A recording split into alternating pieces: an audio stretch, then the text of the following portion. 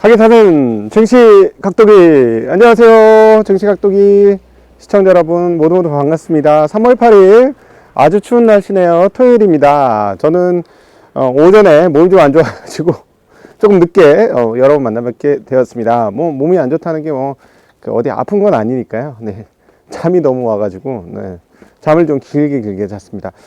자, 미국 시장이 상승하다가, 장 초반에 상승하다 쭉 빠지면서, 상당폭 빠지면서 끝이 났습니다. 나스닥 지수 같은 경우는 고저차로 따져본다면 거의 2% 가까운, 고점에서 2% 가까운 하락을 하면서 마무리되었다는 점에서, 미국 증시 하락폭이 조금 크게 나타났다라고 볼 수 있습니다.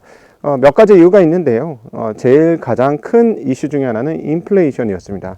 사람들이 생각하는 인플레이션이 생각보다 매우 강하게 나타나고 있는데요. 이맘때 항상 발표하는 미시건대 소비자 심리지표와 그 다음에 기대 인플레이션이 있지 않습니까? 이 기대 인플레이션이 전월 대비 무려 1%나 증가하면서 4.3%의 1년 기대 인플레이션을 찍었어요. 저도 보고 깜짝 놀랐어요. 이거 데이터가 좀 잘못된 거 아니야? 그런데 이렇게 갑자기 전월에 비해서 1%나 인플레이션 기대가 올라가는 거는 14년 동안에 5번 있었던 일이라고 합니다. 그런데 이제 왜 사람들이 이렇게 인플레이션을 많이 느끼느냐, 여러 가지 요소가 있을 텐데, 실물적인 부분에서 계속 가격이 올라가는 것도 있을 것이고, 그 다음에 이제 임금도 꾸준히 올라가는 것이 있을 것이고, 그 다음에 이제 관세 때문에 조금 더 올라가는 거 아니야 하는 우려도 살짝 있었을 것 같습니다. 이런 부분들이 오늘 계속해서 점화되는, 후속 이야기들이 계속 있는데요. 임금 인상률이 전월 대비 0.4% 나오고 있습니다. 자, 그래서 지금 미국의 인플레이션은 그냥 여기가 끝이 아니고 꽤나 오래 계속될 가능성이 있다라는 생각을 충분히 할 수 있게 만들어주는 그런 대목이 되겠죠. 거기에다가 관세 관련 이슈가 또 있었습니다. 트럼프가 우리한테 관세를 매기는 국가한테 그만큼 더 관세를 매기겠다라고 얘기를 했습니다. 아무래도 이제 중국이 주요 타켓이 되겠죠. 그러다 보니까 거기에 따른 불안감들이 시장을 지배한 하루였다. 그래서 금리도 되게 안정되어 가고 있었잖아요. 안정되어 가고 있던 금리가 4.5%까지 10년물 기준으로 다시 한번 급등을 금리가 하면서 좀 시장 분위기가 조금 더 우려스럽게 바뀌었다라고 볼 수 있겠고, 그럼 달러는 어떻게 됐겠습니까? 네, 금리가 올라가니까 달러도 다시 조금 안정되던 흐름에서 금리가 튀는 그런 모습을 보여주었습니다. 달러가 계속 강세가 갈 것인지 여부는 조금 더 지켜봐야 될 것 같습니다. 왜냐하면 엔화가 장중에 이제 어제 트럼프와 이시바 시게로 일본 총리와의 회담이 있었는데요. 그 회담 중에 150엔대까지 강세를 보여주는 흐름 보이다가 다시 한번 151엔대 중반으로 올라갔는데요. 엔화 강세가 상당히 크게 나타나고 있기 때문에 그 부분에서 달러가 다시 강세로 갈 수 있을까에는 조금 의문입니다. 네, 그래서 그것들은 조금 지켜봐야 될 것 같고요. 그 다음에 이제 오늘 안드리아나 쿠글러 연준 이사가 발언했던 내용도 시장에는 좋은 반응을 보이지 않게 하는 중요한 원인이었다고 볼 수 있는데, 이분이 이제 바로 인플레이션이 잘 잡히지 않는다는 발언을 했습니다. 그렇기 때문에 이 발언 이후에 우리 CME 컨센서스죠. 금리 3월 달에 금리 인하에 대한 생각이 한 단계 더 내려갔습니다. 그래서 금리를 인하할 거라고 생각하는 컨센이 8%로까지 떨어졌습니다. 그래서 막 한 20% 가까이 되던 금리를 3월 달에 인하할 수도 있어 라는 생각들이 아예 이제는 자취를 감추고 있는 그런 모습을 볼 수 있죠. 자, 그래서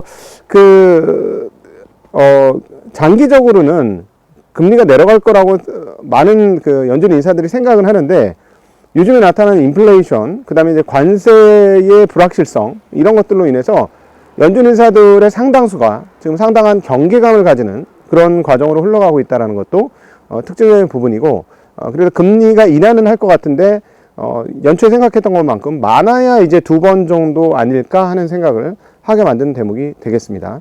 어쨌든 그럼에도 불구하고 기억해야 할 것은 일본은 금리를 올리게 될 것이고 미국은 금리를 내릴 가능성이 더 높으니 엔화 강세로 인한 달러 강세 요소가 상당 부분 침식되는 것은 분명히 맞다라는 것도 기억하셔야 될 대목이 되겠습니다.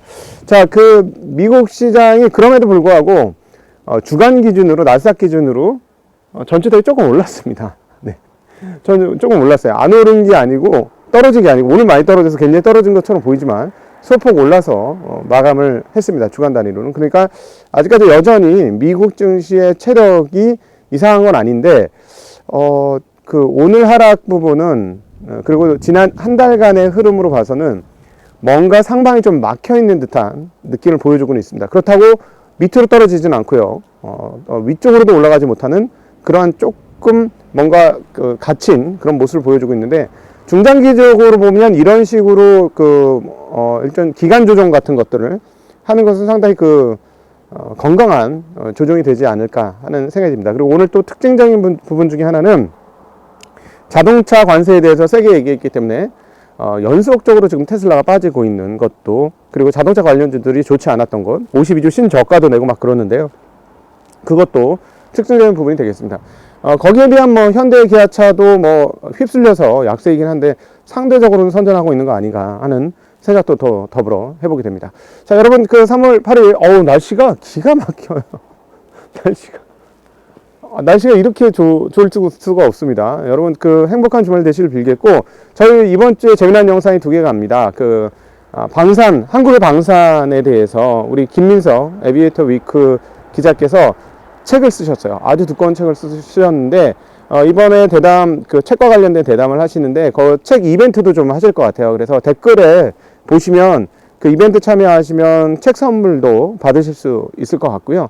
그 다음에 정인성 작가와 왜 지금 반도체 미세 공정이 어려운가, 특별히 D램을 중심으로 그 이야기를 한번 해본 시간을 가졌습니다. 재미나고 좋은 영상들이니까 즐겨주셨으면 좋겠고요. 주변 분들한테도 소개해 주시는 거면 참으로 감사하겠습니다. 자, 행복한 주말 되시길 빌겠습니다. 안녕!